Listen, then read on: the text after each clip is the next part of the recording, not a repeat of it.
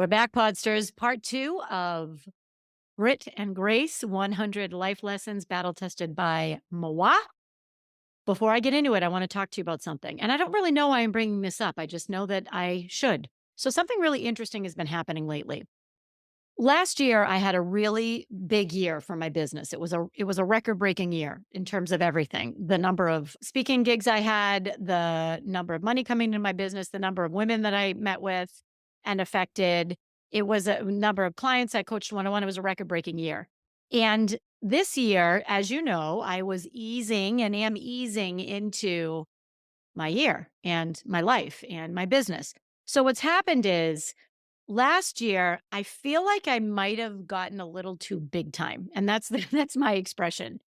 I feel like, yes, I was still connected to you all through the podcast, through our interactions on social media, obviously through my clients and through my sessions, my keynotes. And yet the past few months, I've been having a lot more one-on-one conversations. I feel like last year I got away from the nuts and bolts. And some of that is, of course, if you're gonna ramp up and get super high into the ether, you have to, your feet are gonna come off the ground.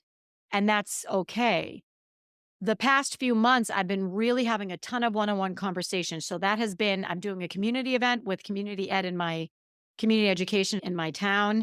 I did that a couple of years ago. Same thing. So these are women who don't have access to a lot of this training. Some of these women have never worked in the corporate world. So they face the same things. They face the same issues and they don't have access to these resources. So it's fascinating to bring these women together.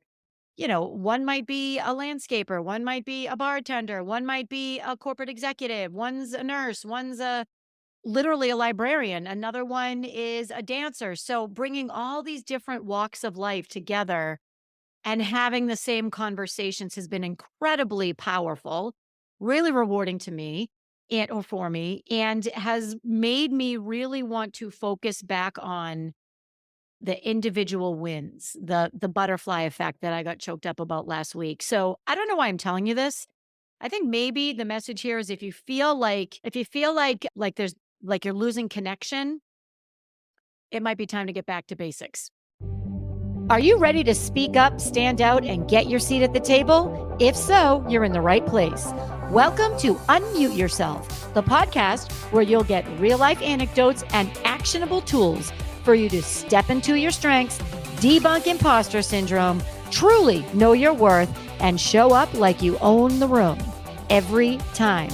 I'm your host, Nancy Medoff, who did the thing and followed my passion for empowering women like you to unleash that inner spark and become who you know you are meant to be. I'm a diehard foodie with a raging Skittles habit who will not stop until women everywhere unmute themselves and truly thrive at work, at home, or wherever you may be. Let's do this. So my number 51 is life lessons is grassroots and brass tacks always wins. So what I mean by that is back to basics always wins. So this could be with your health, with your diet, with your business, with your messaging, with your kids, with your relationships, back to basics. What are the basics? What are the core? When I strip everything else down, what is really important in the situation and then focusing on that? That's how you block out the noise. I love that one. Okay. Number 2. Own your stuff. And I say stuff because I don't want to curse on my podcast, but I will. If you're playing this in front of your kids, maybe have them stick their fingers in their ear. What I want to say is own your shit. And, there's nothing more powerful than when you say, you know what, that's on me and I apologize. Or, you know what, I messed up and I need to own up to it. So there's that piece, which is an apology is incredibly powerful. The other piece is of own your shit for me is knowing who you are. And I'm not saying apologizing for who you are, but making accommodations for who you are. So I, for the past 15 years, have been working on my patience. I am not a very patient person, or I'm a person who constantly has to remind myself to be patient.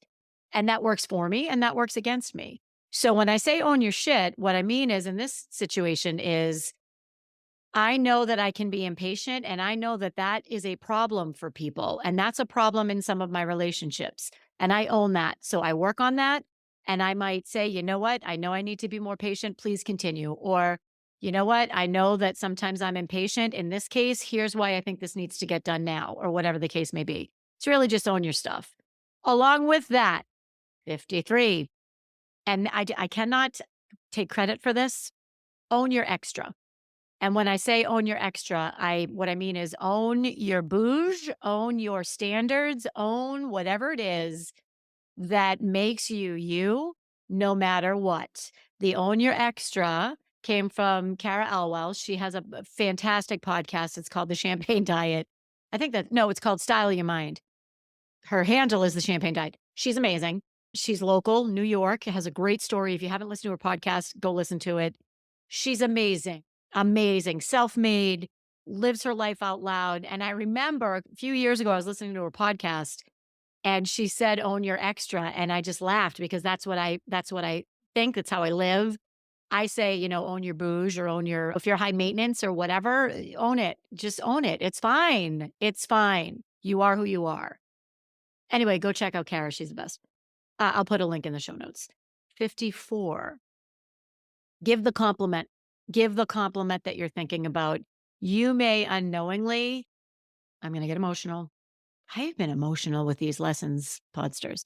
You may unknowingly bring someone back from a very dark place. You don't know what someone's going through. And it could be something as simple as, you know what? I really appreciate that you spoke up. Or, hey, thanks for asking that question. I had the same question. Or you could be standing in line at the grocery store and say, hey, I love your sneakers. Whatever the case is, if it's authentic, don't be afraid to say it because you really will make someone's day. And I have a few examples. There's one in particular that I'm thinking about. I was at an airport. This was years ago, maybe 10 years ago. And it was, I was laying over. We were stuck. I know the airport. I can see it visually. I think it was Newark. It might have even been it might have been Newark. It's a huge airport. We had been there for hours. I was exhausted. And this gentleman came out of nowhere and gave me a lovely compliment.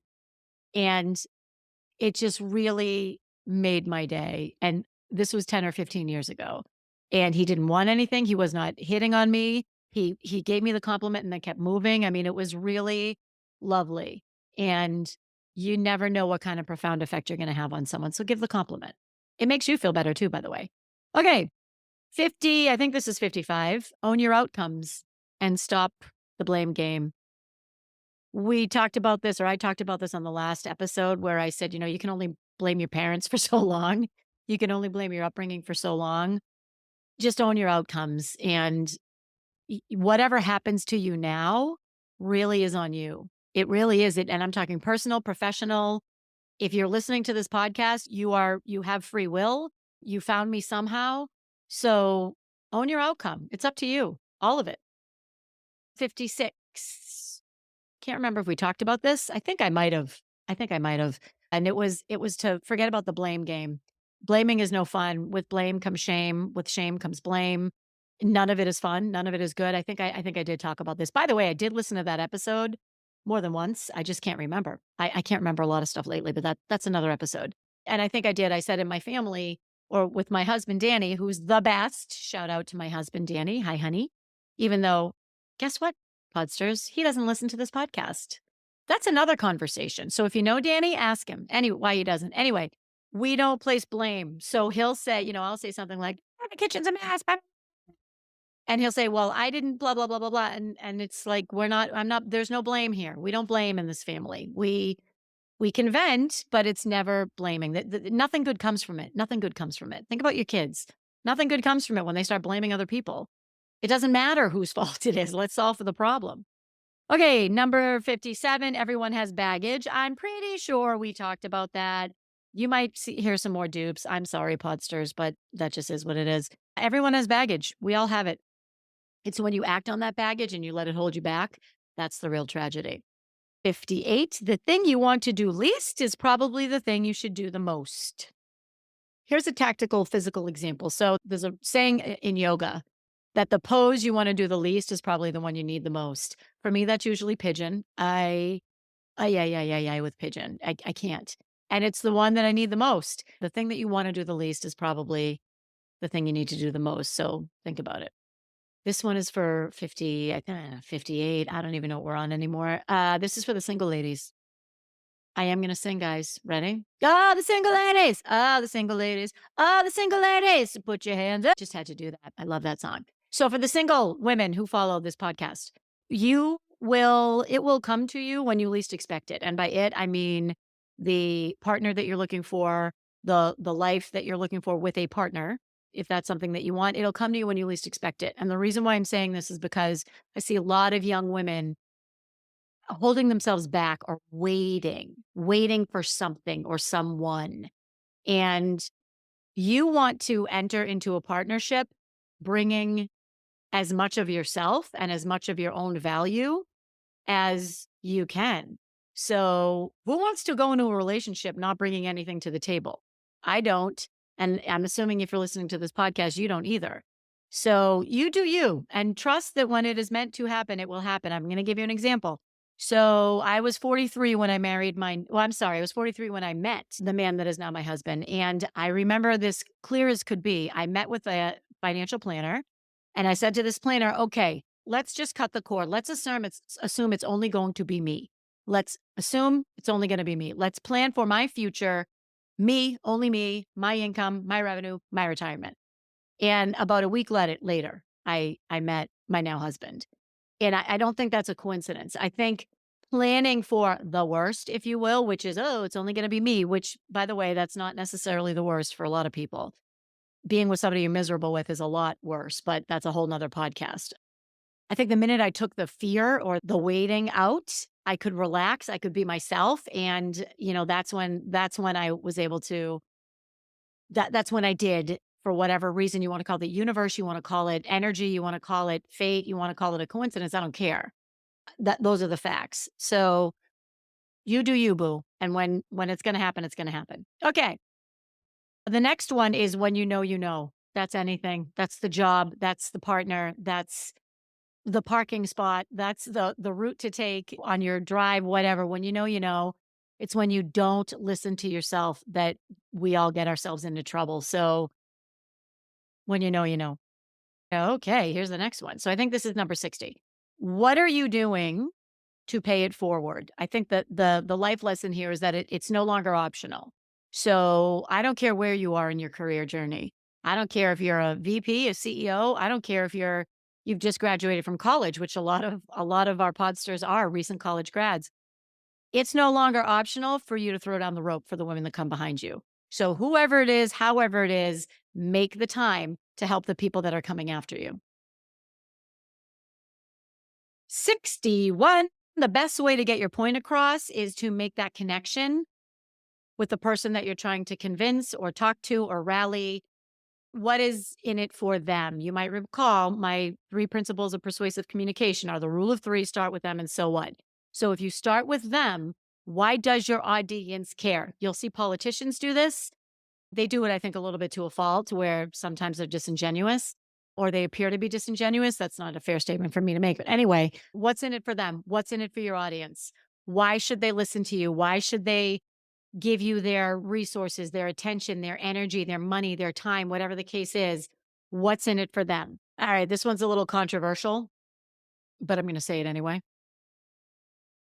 I like mentors. Sure. Yes. Mentors are good people to have in your life. There is nothing more powerful than a sponsor. And there's a difference. Again, this is in the book, but I'm going to go through it. A mentor is someone that you can talk to, that will look out for you, that will give you advice, that will help you with your career. A sponsor is someone who will actively open doors for you. So a mentor might say, "Hey, there's a VP job posted and I think you'd be great for it. Why don't you go for it?" Great, thank you. You might not have known about it. The mentor's like, "Great, awesome." They might even help you prepare. The sponsor says, "Hey, there's a VP job. I think you'd be great at it. And I spoke with the hiring manager. I endorsed you and I put your name in the." So you're going to want to follow up and make sure you post for the job. That's a sponsor. That's the difference. They open the door for you. And if you don't have a sponsor, which many people don't, very easy to get one. Who is one of your mentors that you believe will actively open doors for you? Talk to them and ask them. That's all. It's that simple. You don't get what you don't ask. sponsors. They're the real deal. Okay. Oh, I love this one. 63. Eat the frog. This is one of my favorite expressions. As a matter of fact, it's right here on there's a post-it, or there was a post-it on my lamp that says eat the frog. If you haven't heard this expression before, and I'm not sure it will translate into other countries, and we're in 54 countries now. So, hi, everyone outside the US. What we mean by eat the frog is if there's something gnarly that's on your to-do list, do it first thing in the morning. Eat the frog. The thing you want to do the least, again, it's probably the thing you should do the most. Get it out of the way because then it's out, it's done, and you can move on. Eat the frog. Eat the frog first thing. Okay. 50, 60, excuse me, 4. Oh, I love this. If you're feeling edgy or out of sorts, which as you all know, I was feeling a few weeks ago, take a look at what you're consuming. And by what you're consuming, I mean physically, food. What are you eating? Are you eating nachos and chips and soda? Like that's not going to fuel your body to be at your optimum performance. There's nothing wrong with those foods, but if you're eating only those, it's junk going into your body. What are you consuming in terms of your podcasts? What are you listening to? Who are you following on Instagram, Facebook, LinkedIn, social media? What news are you watching? What are your eyes taking in on the daily? So when you wake up first thing in the morning, what's the first thing you see? Is it your phone? If you're feeling out of sorts and you're feeling edgy, and when you first open your eyes in the morning and the first thing you look at is your phone, that's on you. That is on you. I have no sympathy for that. I just don't. I don't. What, like the first thing you're going to do is grab your phone? Isn't there something in life that's more important to you than your phone? Perhaps it's the sun shining or your partner or your children. Don't you wanna go kiss your kids before you whip out your phone? I don't know. I'm not I don't want to place a value on that, although I know that I just did. I mean, if that's what floats your boat, okay, I guess. No, what are you consuming? What are you consuming? Okay, 65, not all bias is bad. So here's the scoop on this. If you have a brain, you have bias, okay? And I remember someone saying that to me with a DE&I session that I went to. So we all have bias. It simply is. It's when you act on that bias that you get into trouble or that it becomes inappropriate. So we were all raised differently. We all have different values. We all have different views of the world. We all have different beliefs. That is okay. Understanding and acknowledging that you grew up differently from someone else and your opinions are informed differently. That is okay. It's when you act on it that it becomes not okay. So that's a little tidbit there for you. Oh, okay. The next one I already talked about. It was back to basics, works every time. Oh, this one's big. Say what you need to say, if I can quote John Mayer. So I remember right, I was about 2 blocks away from the Boston Marathon bombing when it happened. Maybe more like 5 or 6 blocks. So I was out. We had just gone to the baseball game. So in Boston, a lot of people go to the Red Sox game and then they go watch the marathon. It is like Christmas in April in Boston. It's a tradition for a lot of people. So I went to the game and I was on my way to go to the marathon and it was very, very crowded. It was incredibly crowded in Kenmore Square, which is where Fenway Park is. And I remember I looked at Danny and I said, let's get out of this crowd. I'm feeling a little unnerved. Like like the crowd was carrying me. I couldn't move myself. I had to go with the crowd. I didn't like it. It reminded me of New Orleans at Mardi Gras. So we popped into a restaurant and we sat down and we had some dinner and then the whole world changed forever. I remember people were talking, no one's phones were working because all the cell towers were jammed up because everybody was trying to call everybody. We didn't really know what happened. We knew the subway was closed. Anyway, all of this I'm gonna get emotional. I'm gonna get emotional again. What's with me, Podsters? So I remember Danny and I were living, I was staying with him, and he was living probably about a mile and a half from Fenway Park. So we had to walk back, which is no big deal, obviously. And there were no taxis, there were no Ubers. The entire streets were completely deserted. And there were policemen and women and bomb sniffing dogs looking at all the trash cans, and it was wild. And I remember that we got like a block from the apartment. And I just stood there in the sidewalk and I was just in shock and shook and started shaking and just sobbing because, oh my God, how did this happen? And I thought about, I remember I looked at Danny and I said, I love you. And we hugged and whatever. And I remember thinking to myself, like, these people never got to say what they wanted to say to their partners. And you never know. You don't know what's around the corner. So say what you want to say what you need to say, because you don't know. Nothing is promised. Tomorrow's not promised. So say what you need to say. Okay. On a lighter note, 68, get up early. If you get up early, the only thing you're missing is sleep. And I remember this is how I'm a morning workout person. And I remember a long time ago, I was working with a colleague many, many years ago at the Cambridge Marriott. And he said, I just like to get up in the morning and bang it out because the only thing I'm missing is sleep.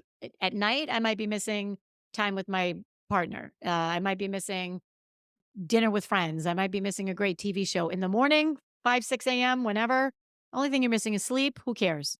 Now, I love sleep, don't get me wrong, but I just think you get up early. There's something to that. Okay. Oh, God, this is great. Ready? Women, when they step into who they are the most powerful. When we try to be something we are not, that's when we get into trouble. This is what I wrote to myself. You know, again, it's own your extra, it's own everything. You are who you are. And first of all, there's an incredible freedom with knowing that. And stepping into that, you're unstoppable. You are unstoppable when you step into that. So do everything you can to do that. That's what I would say. Authenticity is incredibly freeing. Oh, there's a good one. I think that we're in the 70s now. 71. Before you go work for a company, ask hard questions such as, tell me about the culture in your company. How are decisions made? How are disagreements handled? Tell me a little bit about turnover. Why do people leave this company? These are very, very reasonable and good questions for you to ask, because if you don't, you could have a company that's great on paper. You go to work for them. I don't care if you're new or new to the workforce. I don't care if you've had a 30-year career. It's a lot of time, effort, money, investment from you working for a company. So let's make sure that before you do any of it, that it's a company you want to work for. You get to ask these questions. And if you don't like the answers, seek more, seek to understand more, or, maybe it's not the right fit for you. You don't want to figure this out 3, 4, 5, 6 months in. It's just not good for anyone. So ask the tough questions, ask the high gain questions. 72, imposter syndrome is BS. I think we've been through that. It is a feeling. Feelings are not facts. It's when you let this feeling of being an imposter hold you back that you do yourself a disservice. This one, okay. So yeah, I'm just going to say it. 73. You can't argue with uninformed or opinionated. So I was talking about this the other night. I was over someone's house meeting some new people, and we were talking about some of the conversations that are happening with current events. And what I said was, before I get into a debate with somebody or a conversation with somebody that I know or don't know, I will ask them, how are you getting your information on this subject?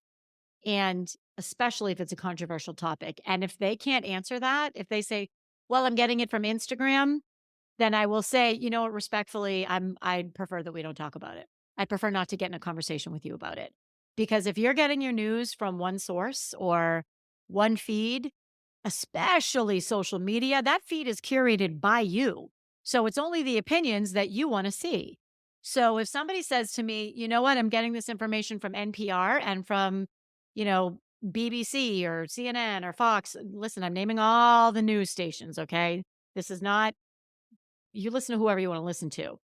If they're getting their information from a reliable source, I will have the conversation. If they're not, and this happens a lot, I will say, I'd prefer not to have this conversation. Thank you. The end. It could be anything. It could be the war that's happening right now. It could be gun control. It could be human rights. It could be what else is happening out there that's very controversial right now? The election, right? Well, first of all, I won't talk politics with anybody I don't know, first of all. Socially, I won't. I will say, and I have said it to close family members, And I'm not a jerk about it. I just, "Hey, can you before we get into this, can you share with me where you're getting your information?" It's a reasonable question. And then you get to decide if you want to continue the conversation. Okay. 74, our kids are watching us. I know you know this. I know you know this, and it's worth a reminder. They're watching everything. They're watching everything. And we're not perfect. No one is perfect. Remember that they're little sponges and they're watching everything. Speaking of kids, 75, there is nothing better to boost your mood than hearing a child laughing. I would argue there's nothing better to, or I would add, excuse me, there's nothing better to boost my mood than when I hear myself laughing. True story, Podsters. It was late the other night, late-ish, and the Hangover movie that was set in Thailand came on, and I had a choice to stay up and watch it or to go to bed. And I said to Danny, I have to watch this. It is so funny to me, and it is slapstick humor. I mean, it is not a very intellectual movie. The acting and the timing and the comedy resonates with me so much. I watched it. Danny said, "I don't think I've ever heard you laugh that hard, or I haven't in a long time." And it was fantastic. So see what you can do to try to get yourself a little laughter. 76, don't chase any of it. Any of it. Sure, there's going after what you want. Yes. If you feel like you're chasing, it might be time to pause and either look at your strategy or look at what it is that you want or look at how you're going about getting it. Chasing isn't fun for anyone. It's not fun for you. It's not fun for the thing, person, place, or thing that you're chasing. Try not to chase. It's exhausting and you can do better. You can do better than that. Oh, I like this one. This is not me. This is RBG, Ruth Bader Ginsburg. Pave your own way, but don't gatekeep it. So once you get there, me and RBG, we think the same thing. Don't be a gatekeeper. Bring your fellow people along. Okay, last two. The first one is, last three. If you keep procrastinating something over and over and over again, which I am very guilty of, at a certain point, you need to ask yourself how badly you want it. And there is nothing more freeing than just crossing something off your list because you know what? If I've been putting this off for 3 months, perhaps it's not really that much of a priority. Why do I keep writing this down and transferring it from list to list to list? Why? Why? Why haven't I acted on this? Do I really want it? Is it really a priority? And you know what? Maybe it's not, and that's okay. Okay, second to last, we have champagne is always a good idea. Just going to leave that one out there. And then the last that I have for you, I think this is number 80. You've got this. And you know you've got this. And you know you've got this, and it is now up to you. It's up to you. So, Podsters, that's my message for you. I know I said I was going to do 100. Here's what I want to do. We're going to have a contest. So, I really want to gather from all of you your greatest life lessons. And I want to distill this. I want to get 20 more. I want to get 20 more from you all. So if you're listening on Spotify, there's a question and there's a question section and you can enter your answer into that section. What is your greatest life lesson?